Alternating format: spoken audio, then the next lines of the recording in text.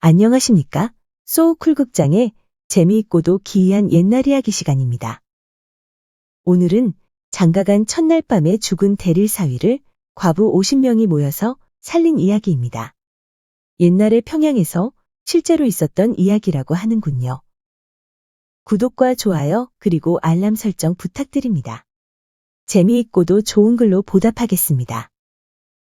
옛날에 김씨성을 가진 노인이 있었는데 평양에서 제일 가는 부자였다. 그는 가난한 사람 박대하는 법도 없고 인심까지 후해서 그야말로 법 없어도 살 사람이었다. 그런데 어찌 된 일인지 평생에 자식이라고는 없었는데 다 늙게 딸 하나를 겨우 낳고는 아내가 단산했다. 주위에서는 양자를 들이세요. 작은 집을 얻어서라도 아들을 낳아야지.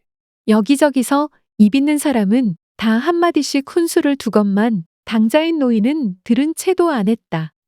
남의 자식을 들여놓아 그 속을 누가 썩이며 평생 같이 산 아내의 눈에서 피눈물을 뿌리게 할 수 없다.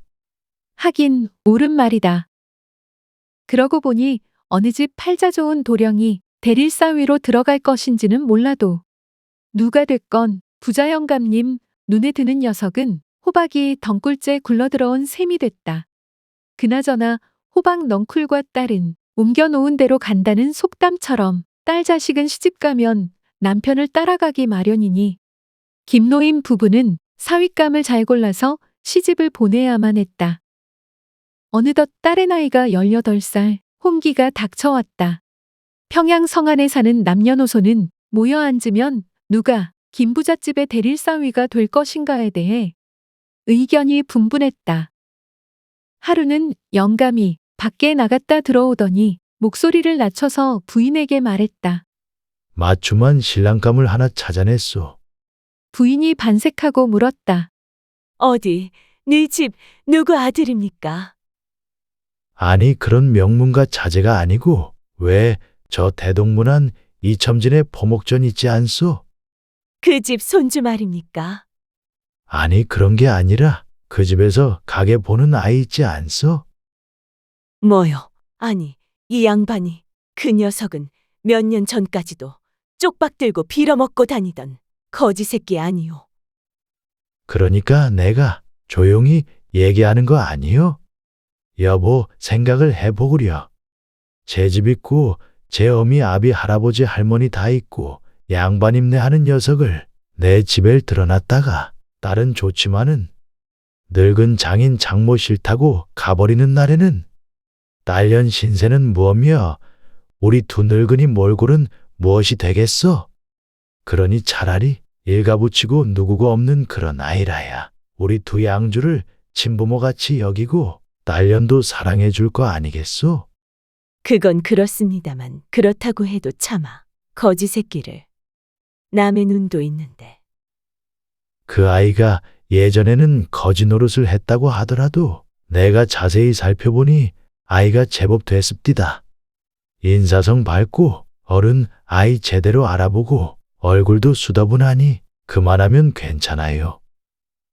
어중이 떠중이 우리 집 재산이나 넘겨다 보는 뚜쟁이들이 파리떼처럼 꿰어드는 것도 보기 싫고 당신만 찬성한다면 이내 정언하고 발표하고 싶소이다.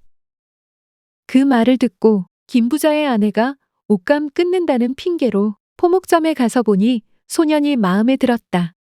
부인이 응낙하니 포목점 주인 이첨지가 그 소년을 수양아들 삼았다. 신랑 신부, 신분의 균형을 맞추려는 것이다. 그런 다음 정혼했다. 엊그제까지도 떠돌아다니던 거지소년이 하루아침에 만석군 외동딸의 대릴사위가 되다니. 평양성 사람들이 그 이야기로 들끓는 사이 이러그러 혼인 날짜가 닥쳐오고 혼례식을 올렸다. 인심 좋은 김 부자가 안팎 손님은 물론 과객, 거지, 깍정이들까지 질탕 먹여 돌려보내니 잔치가 무척 야단스러웠다. 그러다가 보니 밤도 깊어 신방 차리는 시간이 드디어 다가왔다. 손이 귀한 집이라 아이 많이 낳으라고 백자도 병풍을 둘러친 가운데 팔뚝만한 홍초가락을 밝혀놓고 색시 옷가지를 차례로 벗기는 신랑의 손은 후들후들 떨렸다. 입으로 불어끄면 복이 나간다든가 부채 끝으로 눌러 끈. 깜깜한 방에서는 신랑의 옷끈 끄르는 소리가 났다. 그런데 그걸로 끝. 신랑 신부가 운후의 정을 나누는 소리가 나야 하는데 아무런 소리가 나지 않았다.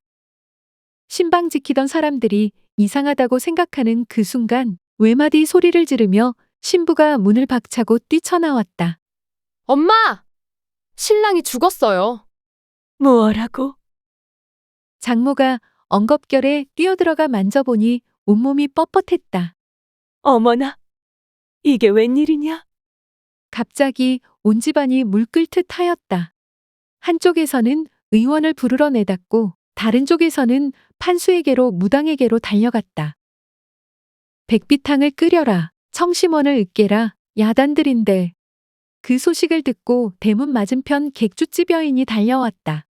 자기네 집에 용하다고 소문난 함경도 의원이 와서 묵고 있었는데 원래는 어제 떠날 예정이었다는 것이다. 그런데 오늘 혼인하는 이야기를 상세하게 듣고는 아무래도 무슨 일이 있겠다고 안 가고 기다리고 있다면서 오시라고 부르는 게 어떻겠냐고 말했다. 그러자 사람이 죽어가는 판이라 어떻고 말고가 어디 있느냐, 어서 오라고 해서 불러들였다. 의원이 이불을 젖히고 환자의 얼굴을 들여다보더니 진단을 내렸다. 네, 이럴 줄 알았다. 주인어른, 과부 한 50명만 동원할 수 있겠소이까? 늙은 과부 말이오니까, 젊은 과부 말이오니까. 그런 거 가릴 새 없으니 한 50명만 수소문해서 빨리빨리 구해 오시오. 그리고 엽전 꾸러미 좀 많이 가져다 마루 끝에 내다 수북하게 쌓아 놓으시오. 옆에 있던 주인 아주머니가 한마디 했다. 우리 부엌에서 일하는 할머니도 과부인데요. 그러자 의원이 말했다. 우선 신랑을 살리고 봐야겠으니 그 할머니라도 좀 불러오시오. 노파가 불려오자 마당에다가 멍석을 깔라고 한 다음 그녀에게 엽전 한 꾸러미를 주며 시켰다. 할머니, 이건 우선 드리는 거니 받고 저 멍석에 앉아 울어주시오. 거리낄 것 없이 막 소리내서 우세요. 그러면서 엽전 꾸러미를 안기며 주저앉히고 울라니 부엌 할머니가 언제 이렇게 많은 돈을 구경해봤나? 처음에는 돈 때문에 마지못해 울다가 나중에는 제 서름에 겨워서 서럽게 울기 시작했다. 조금 있으니 평양성에 사는 과부들이 무더기로 몰려오기 시작했다. 의원은 신혼방 방문을 좀 활짝 열어놓으라고 한 다음 과부들에게 엽전을 한 꾸러미씩 주면서 말했다. 자, 여기 돈이요. 수고롭지만 울어들 주시오. 잘 우는 사람에게는 더 후하게 상금을 주겠소. 처음에는 돈에 팔려 마지못해 과부들이 울었는데 울다가 보니 제 서름에 겨워 울음이 제대로 터져나왔다. 늙은 과부는 늙은 과부대로 며느리에게 못 퍼붓던 분풀이를, 젊은 과부들은 젊은 과부대로 독수공방의 서름을 쏟아놓았다. 인산 때 망곡보다 더하고 5, 6월 악마구리가 끓어도 이보다 더는 못할 것 같이 시끄러웠다. 의원은 방 안에 들어가서는 신랑 얼굴을 들여다보고 바깥에 나와서는 엽전 꾸러미를 들고 과부들 사이를 돌아다니며 자, 조금 더 큰 소리로 좀 더 서글프게. 저 아주머니 썩 잘 운다. 자, 상금이요. 과부 50여 명의 울음이 한데 어우러지니 어떤 할머니는 나자빠지며 사지를 버둥대고 어떤 청산과부는 옷을 발기발기 찢으며 발악하며 울었다. 그 와중에도 의원은 가족들과 함께 신랑의 얼굴을 뚫어지게 들여다보고 있었다. 다른 사람 보기에는 매양 같아 보이는데 무슨 조짐을 느꼈는지 의원이 고개를 크게 끄덕했다. 그러자 조금 있으니 신랑이 꼼질꼼질했다.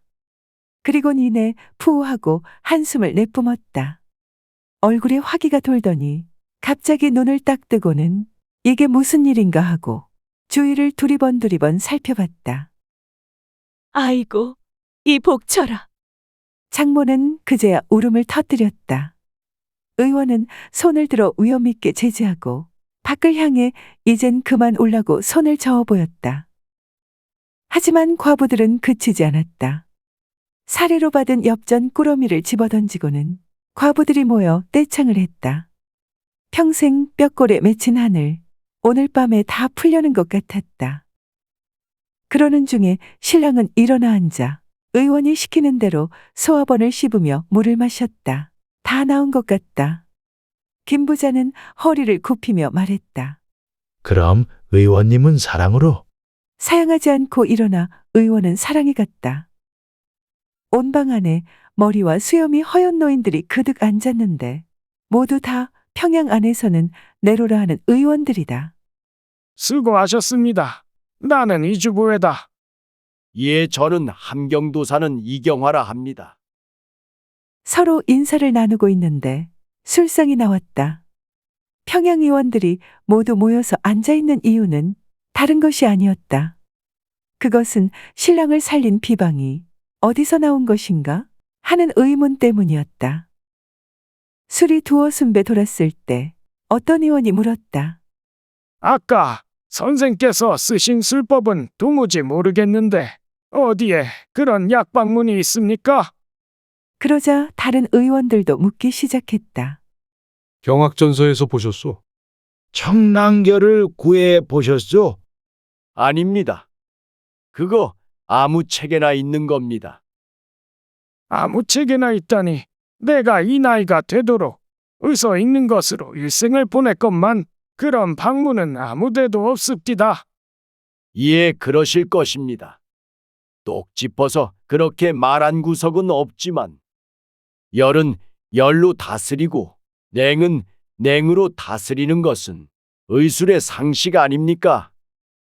사실은 소생이 어제 떠나려고 했는데 주막에 와서 사람들이 오늘 이 집에서 하는 혼인에 대해서 말을 많이 했습니다. 가만히 앉아서 그 말을 들어보니 신랑이 병이 날 것 같았습니다. 여러 의원님이 아시다시피 사람은 환경이 너무 급격하게 변하면 탈이 나는 법입니다. 그래서 떠나지 않고 지체했습니다. 자청에서 와보니 신랑이 슬픔을 삼키다가 떡 먹다 체하듯이 슬픔에 체했습디다. 집을 쳐다보니 고대광실 높은 집이고 사방을 둘러보니 켜켜이 쌓은 보화가 다 내 것인데다 옆에 누운 꽃 같은 미인이 내 아내입니다. 그러니 기가 막힐 것이 아니겠습니까? 얼마 전까지 구걸 다니던 신세를 생각해 보니 울음이 북받치는데 첫날 밤 신방에서 어찌 울겠소이까? 하루 종일 꿀꺽거리고 참다 보니 단단히 뭉친 것입니다. 음식만 체하는 것이 아니라 마음도 엉키면 체하는 것이죠.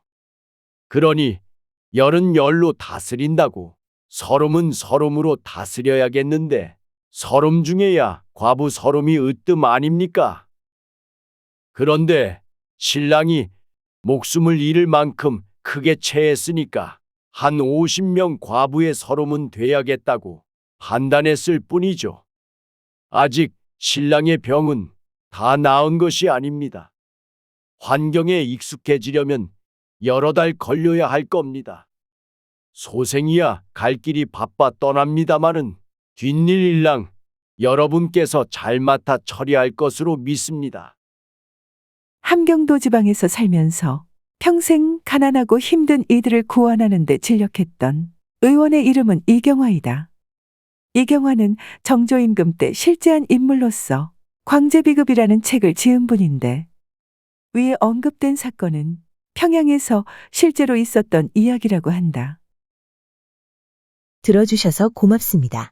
참고문헌과 자료 출처는 명기만 하고 따로 읽지는 않겠습니다. 참고하시기를 바랍니다.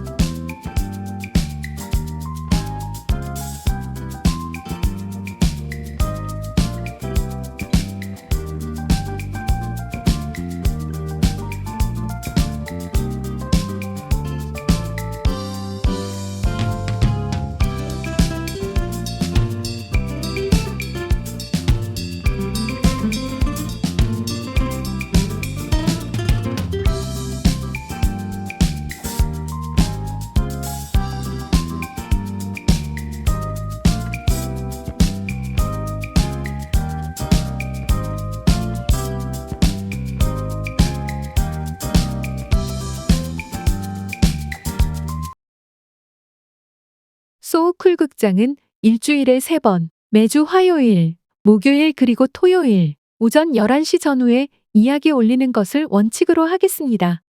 반면에 쇼츠는 틈을 봐서 일주일에 3편 정도만 올리도록 노력하겠습니다. 고맙습니다. 다음에 만날 때까지 건강하시기를 기원합니다.